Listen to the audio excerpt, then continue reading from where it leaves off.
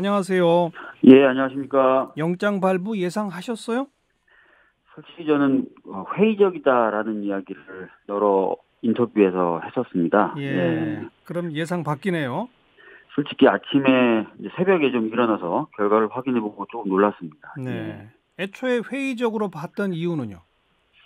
지금까지 사법농단 관련돼서 뭐 압수수색 영장을 포함해서 전직 두 대법관에 대한 구속영장이 모두 다 기각이 됐지 예, 않습니까? 예. 그러니까 압수수색 영장은 상당수가 기각이 됐고 전직 대법관 두 명에 대한 영장은 기각이 됐었고요. 네. 그래서 사실은 저는 양승태 전 대법원장에 대해서도 역시 법원이 제19 감싸기로 나설 것이다라고 좀 예상을 하는 편이었습니다. 예. 네. 그리고 아침에 놀라셨다고 했는데 영장 네. 발부 내용을 쭉 읽어보니까 납득이 되시던가요? 왜 발부했다고 생각하세요? 지금 이제 저도 뭐 보도를 통해서만 그 분석된 자료들을 접하고 있는데요. 많은 언론이나 또 많은 법조인들이 지목하고 있는 것이 검찰이 발견했던 세 가지의 증거, 예. 그것이 이제 공모 관계를 입증하는 증거가 아니라 사실 양승태 전 대법원장이 직접 관여를 입증하는 쪽으로 작용을 하면서 큰 역할을 했고, 예. 특히 자신의 혐의를 지속적으로 부인하고 심지어는 검찰이 제시한 그 증거들에 대해서도 왜곡이나 조작됐을 것이다라는 취지로 을 많이 했다 그래요. 예, 예. 그래서 그게 증거인멸의 가능성을 판단하는데도 또 크게 작용했다, 이렇게 보도되고 있는데, 네. 그런 이유들이 좀 작용한 것 같습니다. 예. 네. 반면에 박병대 전 대법관 아까 언급하신 것처럼 한번 영장 기각되는데 이번에 재청구했어요. 추가 수사 내용을 포함해서. 근데 또 네, 기각됐습니다. 그건 어떻게 맞습니다. 생각하세요? 사실 좀 애매한 거죠. 왜냐면은 사법농단의 최고 정점이라고 할 수 있는 양승태 전 대법원장은 범죄 혐의가 소명됐다고 해서 구속이 됐거든요. 네. 그런데 그 전 대법원장의 밑에서 사법농단의 실무를 총책임졌던 박병대 전 대법관은 오히려 소명이 제대로 안 됐다라는 이유로 영장이 기각이 됐어요. 네. 그래서 이게 현재 그 법원의 혼란스러운 태도나 모습을 그대로 보여준다고 생각하고요. 네. 앞으로 진행될 재판도 좀 걱정스럽게 보이게 만드는 지점이기도 합니다. 예. 네. 그러니까 이 결정을 이해해 보려면 전직 대법원장이 자기 직속 부하인 법원 행정처장은 제껴두고 처장의 밑에 있는 차장한테 바로 지시를 했다. 이거 아닌가요? 사실은 뭐 그렇게 볼래면 볼 수도 있는데 사실 그런 구조가 아니지 않습니까? 그러게 그렇기 말이죠. 때문에 어. 이거는 어떻게 보면은 이런 말씀드리기가 굉장히 조심스럽지만 결과적으로는 그 영장을 심했던 판사들의 태도도 또 많이 작용한 것 아닌가라는 생각을 가지게 되는 거죠. 네, 예. 그러니까 두 그 양승태 전 대법원장하고 박병대 전 대법관의 영장 실질 심사를 담당한 영장 판사가 두 사람이 다르죠. 다릅니다. 그리고 예. 다른 판단을 했다 이거죠. 예. 그렇기 때문에 아까 말씀드렸던 대로 결과적으로 이게 재판으로 기소될 때 박병대 전 대법관도 당연히 기소가 될 거거든요. 왜냐하면 두 예, 번이나 했기 때문에. 그래서 여러 가지 굉장히 다양한 흐름들이 이제 재판 과정에서 다 녹아들면서 재판이 이루어져야 되는데 예, 어느 쪽이 더 법원 내부의 지배적인 견해이냐에 따라서는 아, 실제 재판 진행 과정은 전혀 다르게 될 수도 있다는 거죠. 예. 네.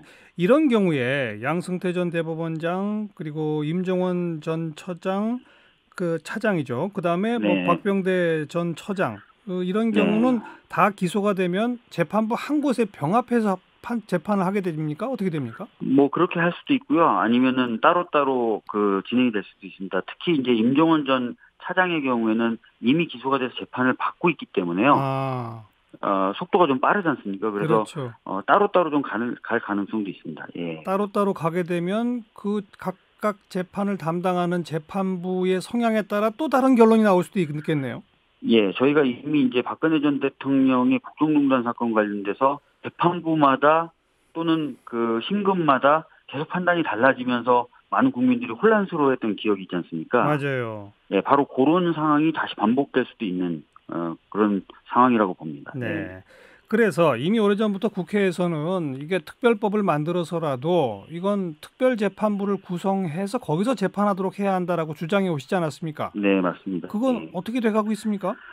사실상 지금 뭐 자유한국당의 전면적인 반대로 더 이상 논의가 안 되고 있는 상황인데요. 방금 아, 말씀하신 것처럼 이번 영장실질심사 과정을 봐도 정말 이렇게 필요한 법이라는 게 좀 다시 부각됐다고 저는 생각하거든요. 예. 영장 전담 판사가 5명인데요. 그중에 3명이 사실상 양승태 전 대법원장과 직접적인 연고가 있다라고 판단이 되던 거고, 예. 그다음에 2명 중에 1명은 전직 대법관을 이미 기각한 바가 있어서 결과적으로 남은 사람 한 사람한테 양승태 전 대법원장에 대한 영장 실질 심사가 맡겨진 거예요. 예. 이거는 법원에서 얘기했던 그동안 특별재판부가 필요 없이 임의 배당을 통해서 무작위 배당하는 것이 맞다고 했던 그런 모습이 아니지 않습니까? 이미 1명밖에 그 네. 사람이 없는 거예요. 예.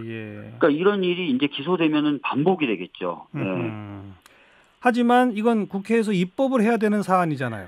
맞습니다. 그러니까 예. 현실적으로는 물 건너갔다고 봐야 되겠네요. 굉장히 어려워졌다고 봐야 되겠죠. 뭐 국회 얘기 나온 김에 법관 탄핵 소추는 어떻게 진행되고 있습니까? 법관 탄핵 소추는 뭐 저희가 뭐 여러 매체를 통해서 보도된 바와 같이 저희 당의 경우에는 이미 이제 실무적인 준비는 마쳤고요. 다른 당들하고 대화를 해나가고 있는데 그 대화가 썩 원활하게 되고 있는 상황입니다. 예. 이것도 그럼 역시 국회 문턱 넘기는 쉽지 않은 상황이다. 현재로서는 넘어야 될 산이 한 2-3개는 있는 그런 상황이라고 말씀드릴 수 있겠습니다. 네. 자, 이처럼 뭐 실무적인 건 그렇고 좀 크게 봐서 전직 대법원장의 헌정사상 최초 구속, 이것이 상징하는 바가 뭐라고 생각하세요?